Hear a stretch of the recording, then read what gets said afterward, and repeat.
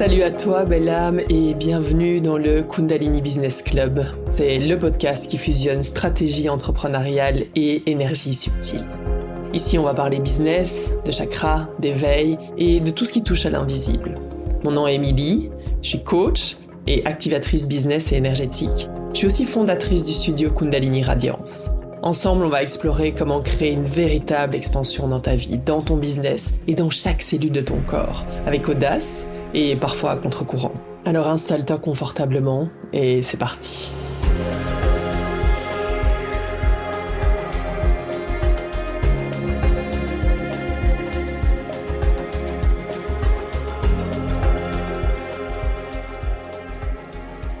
Ok, hello, salut Cécilia. Coucou, Émilie, comment vas-tu? Ça va et toi? Super Content de bien. t'avoir aujourd'hui. Je ferai une petite intro à l'épisode, mais je veux juste te dire que je t'ai découvert il y a pas longtemps et qu'en te découvrant, je trouvais ça très drôle parce qu'en fait, on est assez similaires dans nos activités. Je vais te laisser te présenter, donc je vais pas spoiler tout ça, mais je viens d'écouter un dernier épisode de ton podcast et tu parlais du fait que tu parlais beaucoup de tes expériences personnelles. Et je me dis, oh, moi, ça a toujours été un truc aussi, d'utiliser mes expériences personnelles, être un peu comme un livre ouvert et de savoir, ben, il y a peut-être des gens que ça va déranger et Mhm. d'autres qui vont être OK avec ça, mais c'est vrai qu'il y a beaucoup d'apprentissage derrière ça. Et l'autre chose, et on y reviendra, c'est que la façon dont tu fonctionnes dans ton business, donc tu as un business de coaching, spirituel, stratégique et doTERRA aussi. Donc, tout à fait similaire. Alors, je te laisse te présenter maintenant. Donc, est-ce que tu veux nous parler un peu de toi pour les personnes éventuellement qui te connaîtraient pas? Yes, déjà merci Émilie pour l'invitation. J'étais hyper excitée quand j'ai reçu ton invitation. J'étais très très heureuse de pouvoir partager un petit peu plus de ma vibration et de ce qui est important pour moi aujourd'hui dans ce monde que je partage avec tellement d'enthousiasme et de joie. Et de le partager à une autre audience, à un autre public. Voilà, j'apprécie énormément l'opportunité et l'opportunité de rencontrer de nouvelles personnes, en commençant par toi. Et je voulais te dire, j'ai eu la même sensation. Je me suis dit, ah, chouette, encore une personne qui fait la même chose que moi. Et pas parce que certaines personnes peuvent vibrer le manque avec cette observation. Et moi, c'est tout le contraire. C'est, waouh, on est de plus en plus nombreux à partager une autre vision du business. Et c'est si excitant parce qu'on en a tellement besoin. Totalement. Je suis d'accord avec toi et c'est drôle parce que j'y pensais. Et je me disais, c'est fou parce qu'elle fait la même chose que moi et je pourrais le craindre. Alors que là, je l'invite sur mon podcast. Et en fait, je trouve ça juste tellement cool de dire que pour moi, voir des fois femmes réussir, c'est juste des preuves que ça fonctionne. Et si on est un peu dans le même truc, c'est qu'il y a vraiment quelque chose à aller explorer. Et je pense que ben, il y a des gens qui vont résonner avec toi, il y a des gens qui vont résonner avec moi et qu'en fait, il y a de la place vraiment pour tout le monde. Donc, c'est cool. Explique-moi un peu ton parcours, en quelques mots. Comment est-ce que tu es arrivé à faire ce que tu fais? Merci de me ramener parfois sur le droit chemin. Donc du coup, je m'appelle Cécilia Germain pour les personnes qui me découvrent. J'ai 32 ans, je suis originaire de France. Je suis nomade depuis 2016, entrepreneur depuis 2018. Aujourd'hui, j'ai fondé ma troisième entreprise qui s'appelle Kaluna, qui signifie la Kalune, la bruyère. C'est le nom scientifique de la bruyère, une plante qui est très très prospère ici dans les Landes d'où je viens. Et j'ai choisi ce nom parce que pour moi, on n'a pas à être né entrepreneur, on n'a pas à être né avec une cuillère d'argent dans la bouche ou avec tout le tapis rouge qui se déroule devant nous. On est dans une ère où, peu importe d'où on vient, on peut décider, ressentir, se laisser traverser par cette vibration du vivant et décider aujourd'hui I will be the creator of my life. Je serai la créatrice de ma vie. Et pour moi, c'est cette notion du vivant qui me traverse au quotidien, que je partage énormément dans ma vision du coaching business, mais aussi qui m'accompagne au quotidien et qui est hyper important. Donc aujourd'hui, qu'est-ce que je fais? Mon chemin, c'est le chemin d'une nana qui a expérimenté plein de choses, qui est passionnée d'entrepreneuriat, qui entreprend depuis qu'elle a 23 ans parce qu'elle voulait pas être salariée de personne, qui a beaucoup tenté, qui s'est beaucoup planté dans ses premiers business. Et quand j'ai lancé mon business de coaching, c'était avec la vision que cette fois-ci, ça fonctionnerait. Et je le fais fonctionner. Je l'ai fait fonctionner avec avec tout ce que ça implique d'implication, d'engagement, d'évolution aussi, de transformation personnelle, professionnelle. Donc, je pense que je suis un peu tout ça. Et c'est un peu et je partage ce que je suis aussi.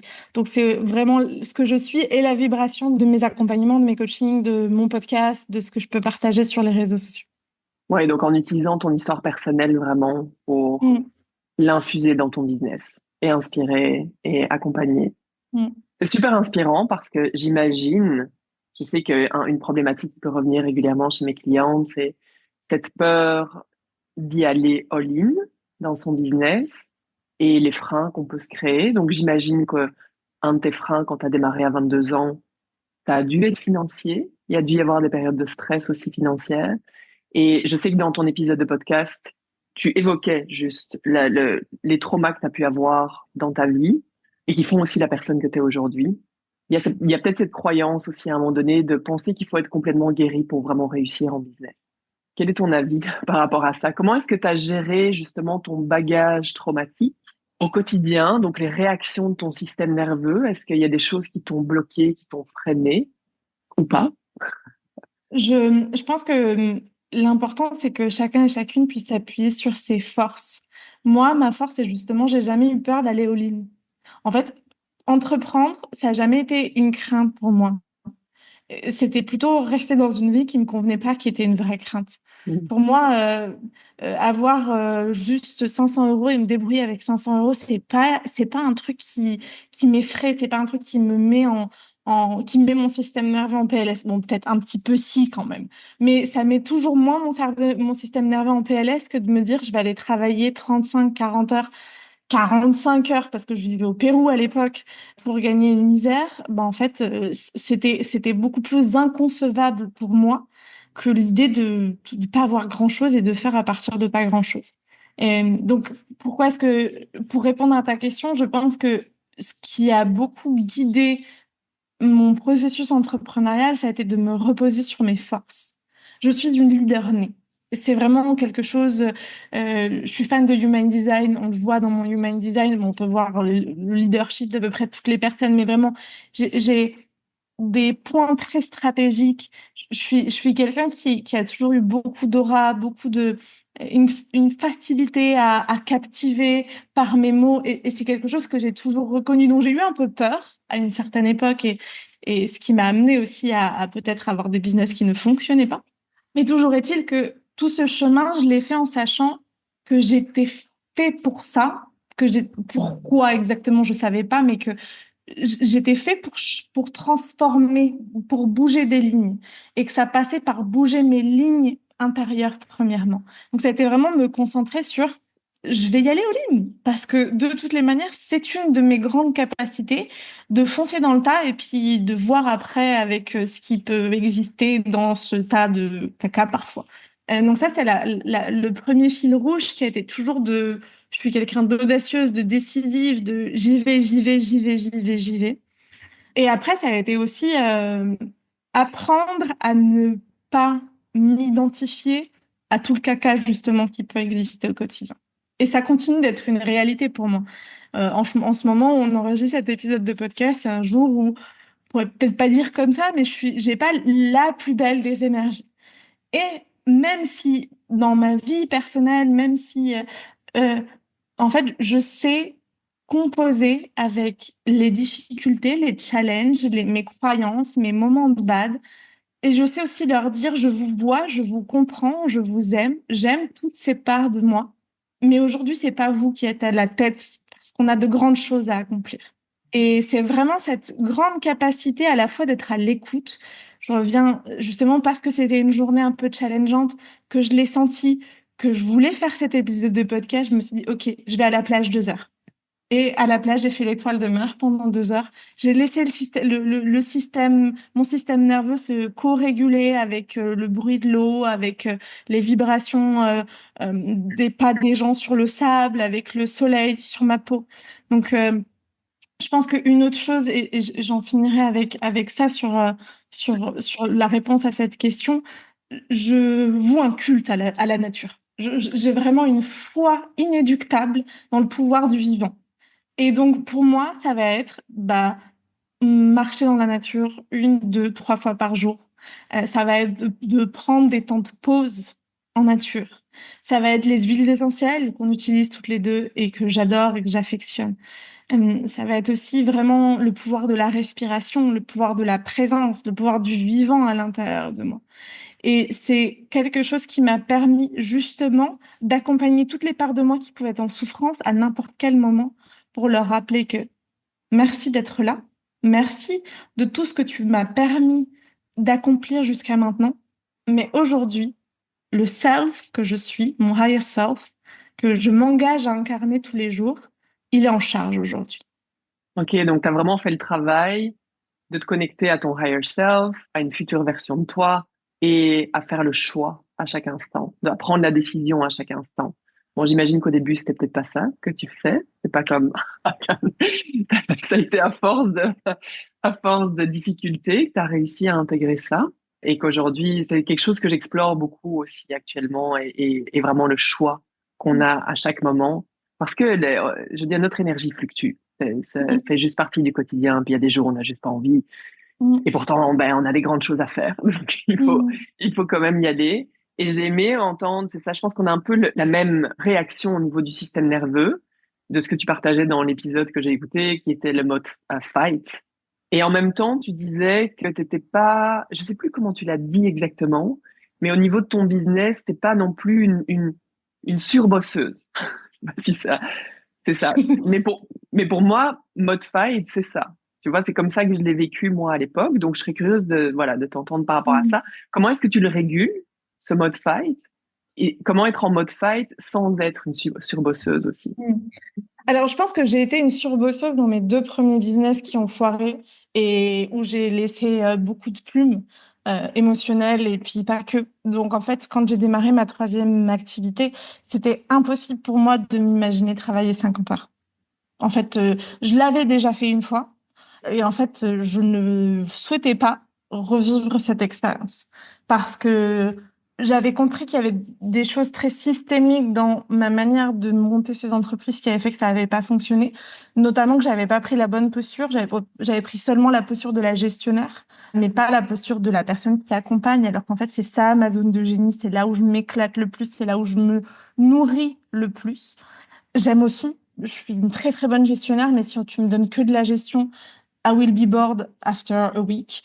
Et en fait, je me suis ennuyée pendant des mois dans des projets que j'ai portés seule, juste à coup de mon énergie seule finalement. Donc, comme j'avais cette première expérience, je savais que je voulais pas refaire la même chose. Aujourd'hui, comment est-ce que ça peut ressembler mon mode fight? Ça va ressembler à des journées qui vont être un peu trop chargées pour mon goût à moi. Mon goût à moi, c'est pas plus de 3 réunions par journée. Si j'ai plus de 3 réunions par journée, 4 jours par semaine, c'est que je suis en mode fight. C'est que je suis en train de remplir mon agenda. Mais par exemple, la personne qui m'interviewait sur le podcast dont tu me parles, elle a bon, déjà, elle est en human design, elle est générateur, et puis elle a des journées qui peuvent être beaucoup plus remplies que moi en tant que projecteur, où après 3 réunions, il n'y a plus de bande passante. J'ai plus rien à partager au monde, en fait. J'ai besoin de me recharger personnellement. Donc, je pense que là, la nuance se joue là. C'est que pour cette personne, j'avais un emploi du temps qui était vraiment tout tranquille. Mais moi, je vois bien qu'il y a des moments où je le remplis un peu trop parce que j'ai quelque chose à me prouver. Aujourd'hui, je me sens très, très connectée à mon higher self. Je pense que je le suis depuis que commencé à développer Kaluna. Je l'ai pas toujours fait avec brio d'incarner finalement cette plus haute ligne de temps pour moi parce que des peurs, parce que des croyances, parce que briller, c'est être dans la joie, c'est et que plein de parts de moi préféraient encore choisir la souffrance, préféraient encore choisir la difficulté, continuer de jouer petite. Mais je pense que ça fait bien 6 mois, un peu plus de 6 mois, 8 mois, où j'ai vraiment intégré et j'ai vraiment intégré dans le non négociable le fait d'incarner tous les jours cette plus haute version de moi, même si aujourd'hui, bah, ça a signifié plus de vie, plus de temps, plus d'être que de faire. Et puis je jongle entre le faire, l'être, entre le yin, le yang, entre ressentir et coacher, entre créer des plans, enfin, faire de la stratégie, ressentir depuis le cœur, mais aussi partager, me nourrir sur tous les plans. Donc, j'essaie d'avoir une vie qui est assez équilibrée parce qu'aujourd'hui, c'est devenu non négociable. Ça résonne tellement. C'est trop. Quand tu parles, je suis là, oh my God, mais on est les mêmes. Je suis projecteur aussi et j'ai dû C'est notre moi! l'apprendre. Ouais. Vraiment, j'ai dû, hier, dans mon programme, justement, je partageais aux filles et je pense que ça les soulageait. Les gens sont toujours étonnés parce que j'ai plusieurs business et je partageais mon calendrier et les mardis et les jeudis, c'est off pour moi. Donc, il y a rien, mon calendrier. J'ai juste un appel le jeudi. Et donc, mais ça, j'ai dû l'apprendre avec le temps. Et donc, c'est intéressant. Une autre chose que j'aime beaucoup et qui résonne dans ce que tu dis, c'est l'imperfection, en fait. Partager à travers l'imperfection, d'être OK, de le dire. Je me suis brûlée. J'ai été complètement décentrée. Et on crée des nouveaux baselines, en fait, avec le temps. Donc, comme tu dis, au début, ben, je n'étais pas connectée avec ma higher self. Puis, c'est juste des petits choix. Puis il y a des fois où ça va être le chaos. Pour moi, aujourd'hui encore, il y a des jours où c'est le chaos. Je suis en boule. Je suis comme, oh my God, pourquoi je fais ce que je fais? Et donc, c'est juste d'accepter ça. Ça fait partie du jeu. Et il y a une autre chose que tu as dit qui m'a parlé quand tu disais accepter de la lumière, tu sais, oh my God, accepter l'abondance, accepter de briller. Et juste avant qu'on se connecte à l'appel, on parlait voilà, on connectait. Je parlais justement on parlait de doTERRA et du revenu. Et à un moment donné, comme j'étais 2 ans off et je continuais à recevoir un revenu sans rien faire, eh ben, pour le système nerveux, c'est quelque chose. Mm. Et c'est fou parce qu'on pourrait se dire, mais j'en rêve.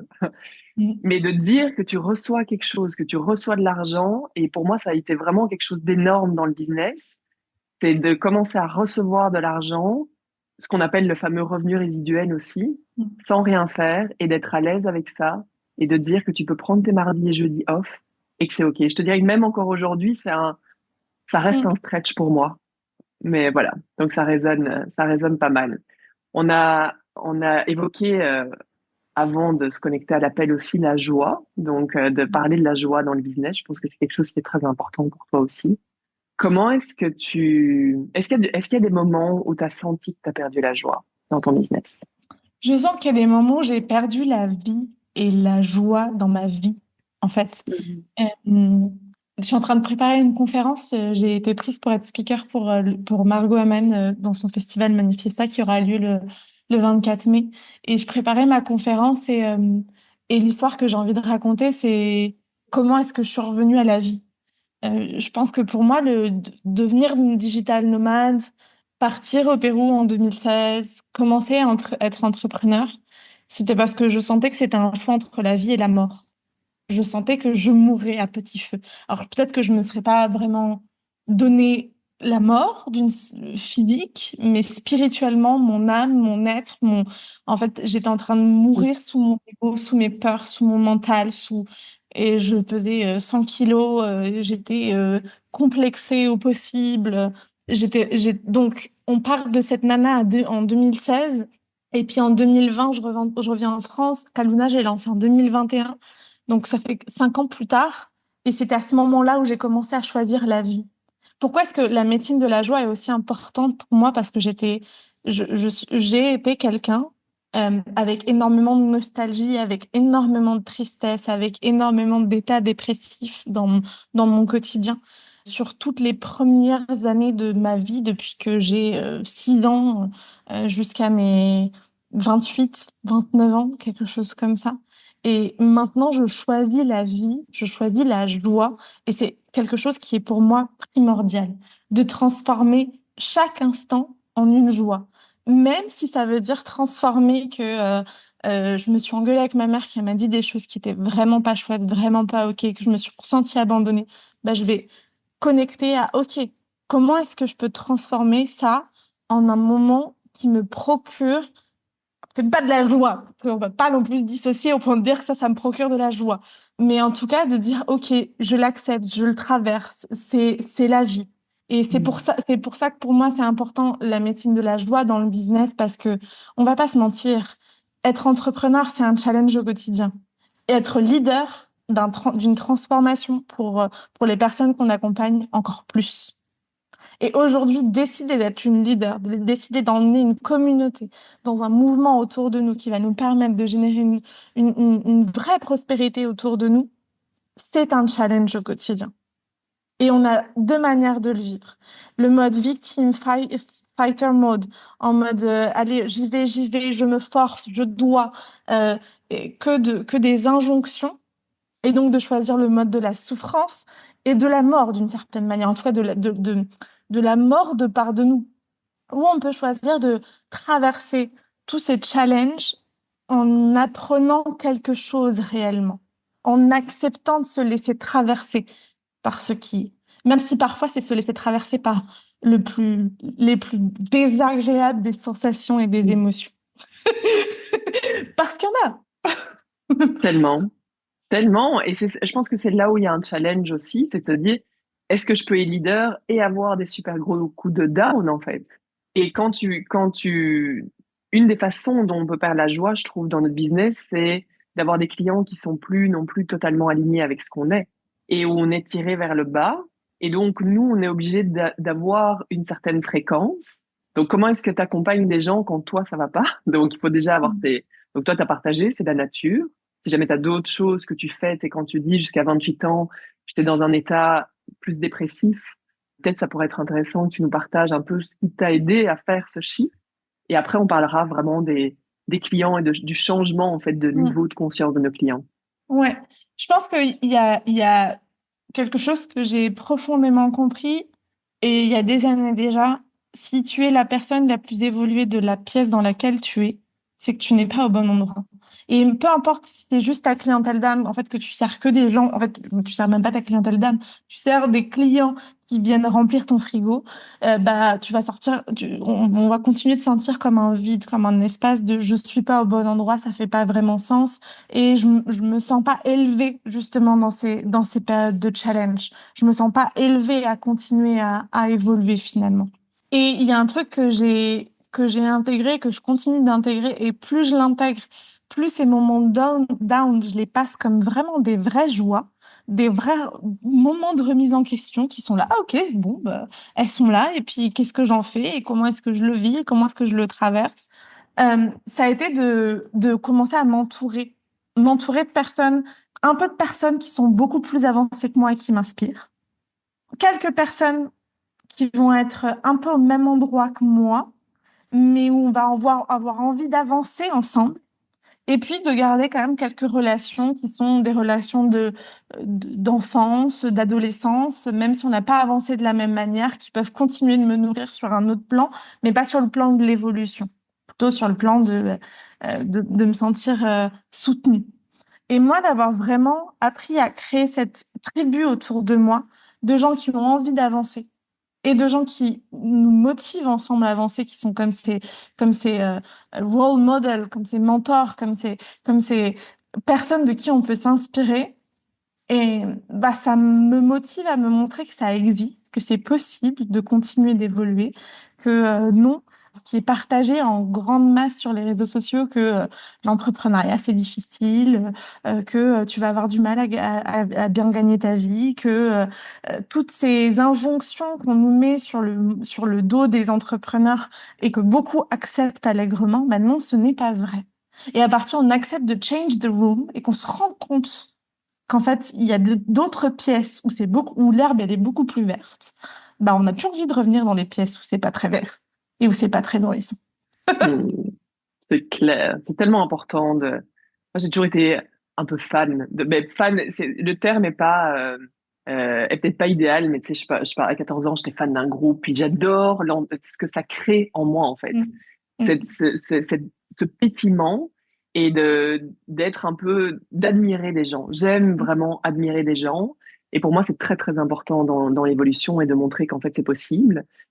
Ouais. Et je pense que du coup, ça joue, toi-même t'évolues, donc à un moment donné, ta clientèle évolue aussi, parce qu'on peut très vite perdre la joie dans le business. Comme tu dis, si jamais on a juste des clients pour remplir le frigo et te dire, ben, en fait, ça me nourrit plus non plus.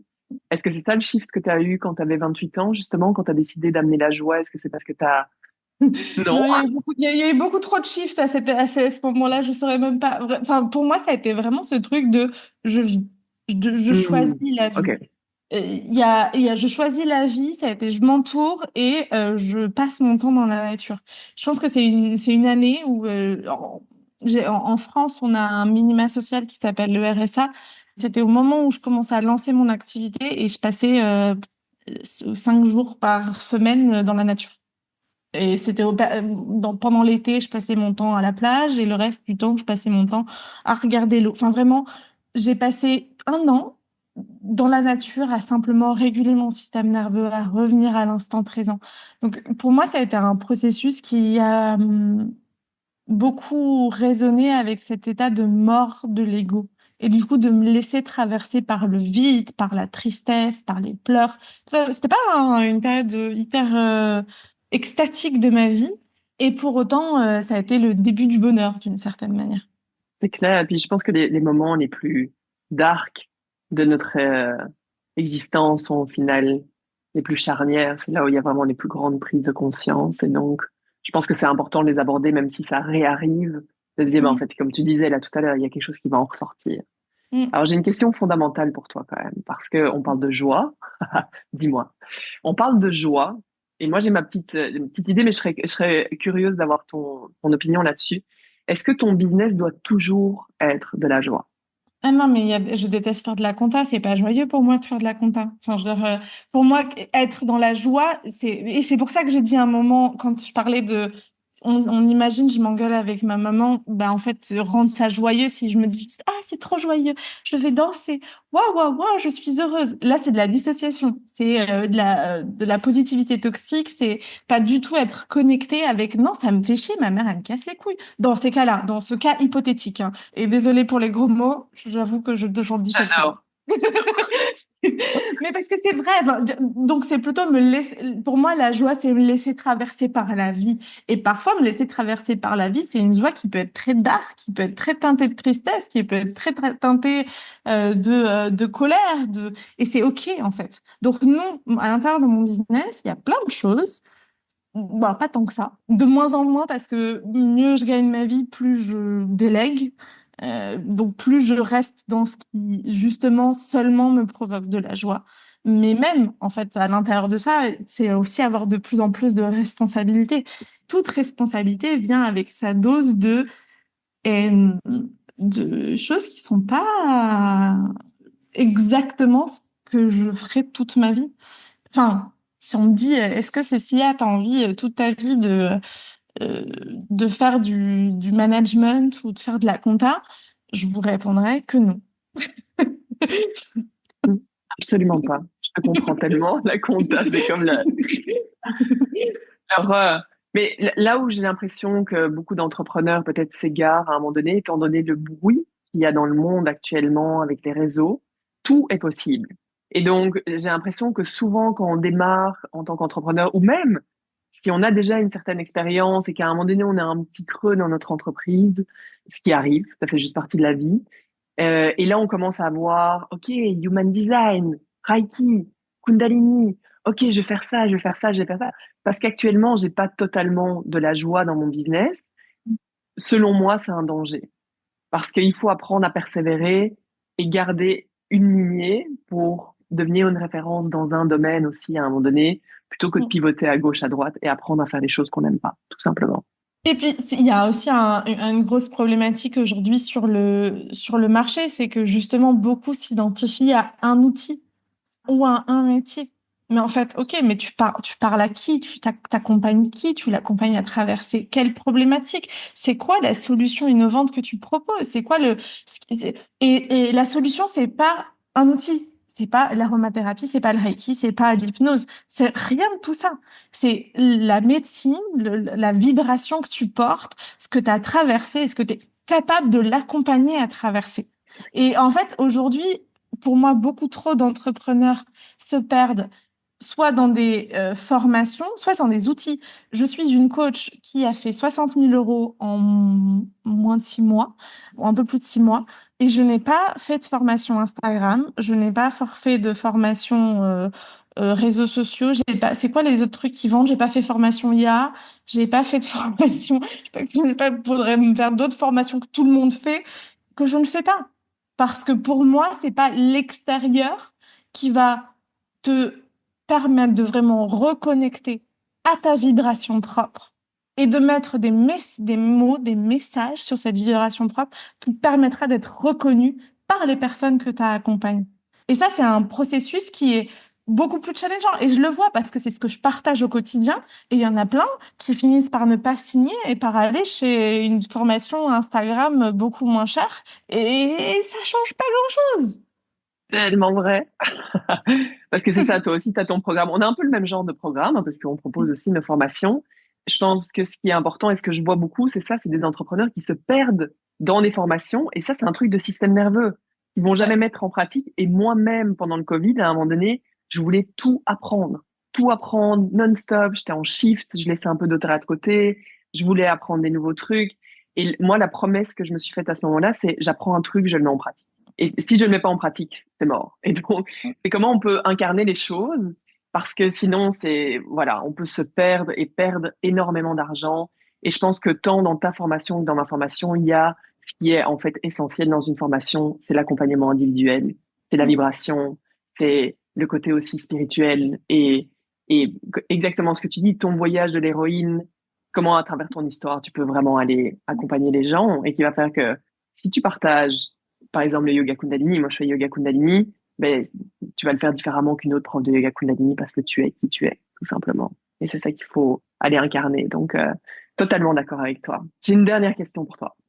Si jamais tu avais un message pour une entrepreneur actuellement qui stagne, qui peut-être traverse un passage difficile, où elle manque de clarté, par exemple, qu'est-ce que tu auras envie de lui dire? Il y a eu un moment dans mon entreprise, en 2022, ça faisait déjà une petite année que j'étais lancée et ça décollait pas. J'avais quelques clientes en individuel. Générais, on va dire, entre 1000 et 1500 euros de chiffre d'affaires, ce qui est pas non plus... mais voilà, c'est pas fou. On va être honnête, c'est pas fou. Et donc, et c'était aussi la deuxième grosse période très noire dans mon processus de développement personnel et professionnel. Et en même temps, je me suis retrouvée un peu face à un mur. J'avais plus le choix, je suis partie vivre à l'étranger, donc j'avais plus le minimum social et 1000, 1500 euros avec, en payant l'URSSAF, bah, ça te laisse pas de quoi vraiment bien vivre en fait.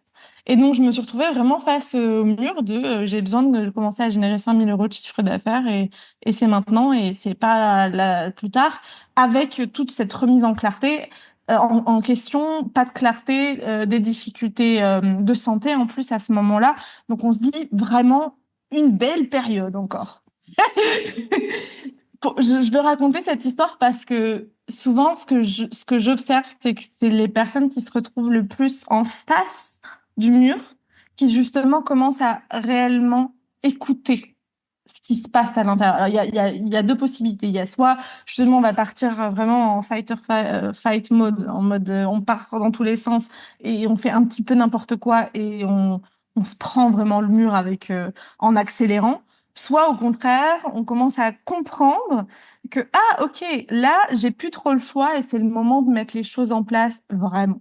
Donc, pour moi, ce que je donnerais comme conseil, si des personnes, sans forcément se retrouver dans une situation aussi extrême que la mienne, en tout cas, sont dans un moment où il y a besoin qu'il y ait quelque chose qui bouge dans leur entreprise, que ce soit parce que bah, elles ont envie de commencer à générer de l'argent, parce qu'elles aimeraient aussi pouvoir soutenir leurs conjoints qui les soutiennent depuis des années, parce que il y a peut-être de l'assurance chômage qui est en train d'arriver à terme, et vraiment cette situation de bah là j'ai besoin que mon entreprise elle prenne un nouvel envol. Moi, je vous dirais prenez un temps pour créer une offre qui soit iconique, une offre qui réponde réellement à un besoin que vous identifiez chez la clientèle que vous avez le plus envie de servir. Ok, c'est les mamans, les mamans. Ok, les mamans, elles ont besoin de quoi? Elles ont besoin peut-être d'une tribu pour pas se sentir seules, ou elles ont besoin d'apprendre à se lâcher la grappe parce que elles font du mieux qu'elles peuvent et ça sert à rien qu'elles soient tout le temps dans ce mode oh mon Dieu, je suis la pire mère du monde. Non, Non, on va apporter de la douceur pour les mêmes. Ok, comment est-ce que tu peux apporter de la douceur? Ok, tu as du yoga, tu as de l'EFT, tu as peut-être l'aromathérapie ou pas. Voilà, tu prends tes outils. Ok, mais c'est quoi ta vibration? C'est quoi ce que toi, tu as traversé? Et comment est-ce que tu peux peut-être monter un petit programme de 2, 3, 4, 5, 6, 8 semaines en fonction de ce que tu ressens comme message de... Moi, je crée beaucoup mes offres et j'accompagne beaucoup mes offres à créer mes clientes à créer leurs offres depuis la connexion avec l'âme de leur entreprise, avec l'idée que c'est pas connecter vraiment toi depuis ton mental, mais vraiment te laisser traverser par la vie et par ce que tu es amené à créer ici et maintenant. Donc, soit vous avez la capacité de vous connecter vraiment à ce niveau très intuitif, et moi, c'est ce qui m'est arrivé. Un jour, j'ai canalisé mon programme, qui est 2 ans plus tard toujours ce que je vends, et ce qui me permet de générer la vie que j'ai aujourd'hui de voyage, etc., etc., etc. Et donc, concentrez-vous sur une offre qui soit vraiment, qui réponde à une problématique, qui permette de faire grandir une expertise sur le marché et de vous faire reconnaître en tant qu'experte sur un sujet avec une offre qui peut être découplée en plusieurs, hein, on n'est pas obligé d'avoir qu'une offre, mais en tout cas une offre centrale qui reviendra régulièrement. Commencez à faire des lancements pour cette offre-là, des lancements qui vous permettent de vous rendre visible, qui permettent de créer des momentum, des moments où il y a beaucoup de gens qui apprennent que vous existez, que vous pouvez les accompagner, et commencer comme ça, à coup, de petits momentum de visibilité, de petits lancements, qui va vous enseigner, c'est quoi votre recette à vous? Comment est-ce que vous fonctionnez dans un lancement? Comment est-ce que vous pouvez être au mieux au contact et au service de votre clientèle? Donc moi, ce serait vraiment ce qui m'a ce qui m'a permis de décoller, c'est créer une offre, apprendre à la vendre. C'est clair. Et puis c'est tellement facile aujourd'hui. Mais disons que c'est tellement facile de le faire. Je veux dire, tout est accessible, tout est là. Mm. C'est juste que beaucoup de gens lancent. T'as dit un mot de l'ordre de l'expertise, en fait. Et c'est ça qui fait peur à beaucoup d'entrepreneurs. Ils disent, ben, je suis pas expert. Mais si t'es pas expert, va collecter des expériences maintenant. Et moi, ça a été à Deviens-le. travers deviens-le, offre des choses Mm. gratuitement, récolte des témoignages. C'est un choix. Au lieu de te dire pendant 6 mois, ben, je suis pas expert. Je suis pas, ben non, c'est sûr, dans 5 ans, tu seras toujours pas expert parce que tu essaies de Mm. partir dans tous les sens. Donc, Mm. totalement d'accord avec toi. Est-ce Mm. qu'il y a quelque chose qu'on n'a pas abordé que tu aurais aimé? Juste, ouais, dire, s'il y a peut-être une chose justement sur ces processus de lancement, je vois qu'il y en a beaucoup qui fonctionnent pas aujourd'hui. Et pour moi, c'est pour la même raison qu'on a évoqué juste avant, de se dire, on va aller chercher la solution à l'extérieur. Si un processus de lancement ne nous ressemble pas, s'il n'est pas organique, si on finit épuisé à la fin, qui fait qu'on peut pas vraiment délivrer ce qu'on a promis, c'est juste un cercle vicieux qui va nous faire dire, ah en fait, je vends pas beaucoup, puis il y a pas beaucoup de gens qui sont satisfaits, et puis en fait, j'abandonne. Et c'est aussi quelque chose que j'ai vécu, j'ai à peu près tout vécu et tout expérimenté, et j'aurais plein de choses à raconter, enfin j'ai plein de choses à raconter en règle générale, mais j'ai aussi vécu ces lancements où tu finis épuisé, et c'est pas une fatalité. C'est pas parce que c'est enfin, ce que beaucoup expérimentent que c'est la seule voie qui existe aujourd'hui. Et la voie, pour qu'elle soit légère, pour qu'elle soit joyeuse, pour qu'elle soit unique, justement, c'est de reconnecter à votre unicité. Ok, qu'est-ce qui fonctionne pour moi aujourd'hui dans un lancement? Qu'est-ce qui fonctionne pour moi dans une offre? Comment est-ce que j'ai envie d'offrir mon offre? Comment est-ce que j'ai envie de tester? Comment est-ce que j'ai envie de récolter ces retours? Comment est-ce que j'ai envie de faire grandir mon expertise? Et de commencer un pas après l'autre, mais toujours en checkant qu'est-ce qui est le plus juste pour moi aujourd'hui, et surtout en arrêtant d'écouter ces coachs à 2 balles qui vont te dire, alors il faut que tu fasses ton tunnel de vente, et puis ta page, et puis ton machin, et puis ton bidule. Allez vous faire voir. Faites ce que vous avez vraiment envie de faire, profondément. Et connectez-vous à cette vibration plutôt que à la vibration de je fais ce qu'on me dit de faire parce que je veux être la bonne élève, et puis je me frustre parce qu'en fait, la personne en face de moi, elle était plus intéressée par mon argent que par ce que je fasse moi de l'argent. Tellement bon. C'est vrai. C'est clair. C'est vrai. Et puis, oui, oui, c'est super important de, voilà, de continuer à, se- à se connecter à ce que tu as vraiment envie de faire. Par contre, je crois que apprendre, moi, j'ai appris en essayant plein de systèmes et en me disant, c'est pas pour moi. Mm, Et peut-être juste la dernière chose, c'est que c'est important de définir ce que le succès veut dire pour toi. Parce que quand j'ai démarré doTERRA, je m'étais dit, oh, ce serait cool d'être diamond, par hasard. Je comprenais rien à rien. J'étais, oh ouais, oh mon Dieu, si je gagne ça, ce serait complètement dingue. Et le jour où je l'ai atteint, je me suis dit, en fait, c'est pas ça. C'est pas cet argent. Donc parfois, on pense que parce qu'il y a tellement de bruit, comme on disait, que c'est avoir 20 000 euros par mois sur notre compte, alors que peut-être que comme tous les deux, on est projecteurs, pour moi, le vrai luxe, c'est d'avoir énormément de temps dans mon horaire et de gagner, évidemment, de gagner ma vie. Mais parfois, on court derrière l'argent alors que ce qu'on veut, c'est plus de temps et plus de moments de liberté pour aller, comme toi, comme tu disais, dans la nature. Et donc, de définir ce que le succès veut dire pour nous est super important. Yes. Donc, merci beaucoup, Cécilia. C'était un vrai plaisir. Donc, où est-ce que les gens peuvent te trouver? Du coup, je suis essentiellement présente sur Instagram. Mon Instagram, c'est @cecilia__Germain. Vous me retrouvez aussi sur toutes les plateformes de podcast avec mon podcast qui s'appelle L'Art de ta puissance, où tu vas venir partager avec mes auditeurs dans pas très très longtemps. Et puis, je suis un petit peu sur Facebook, mais pas foufou, pareil à Cécilia Germain. Je reprends un petit peu du service par là-bas, mais c'est pas ma plateforme de prédilection. Si vous voulez vraiment suivre mon quotidien, c'est beaucoup sur Instagram. Et si vous aimez les formats un peu plus longs, vous avez des formats podcast en audio, mais vous avez aussi les newsletters. J'ai une newsletter, j'écris un bulletin pour les leaders de cœur tous les lundis, où je partage là beaucoup plus de mes coulisses, de ce qui peut se jouer pour moi, de comment est-ce que je me ressens, de plein de choses un peu plus intimes. C'est l'espace plus intime, disons. Génial, super. Merci beaucoup, Cécilia. C'est vraiment, vraiment un énorme plaisir de connecter avec toi. Et je pense qu'on se voit à Bruxelles Oui. bientôt. Ouais? Oui. Ok, super. Merci, salut. Merci à toi, Émilie.